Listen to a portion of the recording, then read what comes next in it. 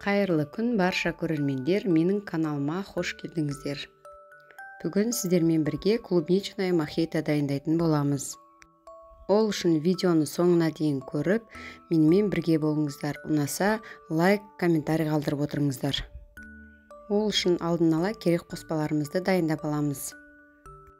Ыдысымызға дайын клубничный сироптан құямыз.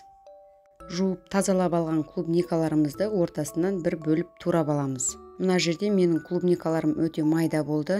Негізі ірі клубникалар болса тіптен жақсы. Сиробымыздың үстіне саламыз. Бізге апельсиннің жартысы ғана керек болады. Осылай жіңішкелеп турап үстіне саламыз. Сәл ғана қышқыл дәм шығып тұру үшін лимонның жартысын кесіп, бір қасық қана суын сығып қосамыз. 6-7 штук жалбыз жапырағынан қосамыз.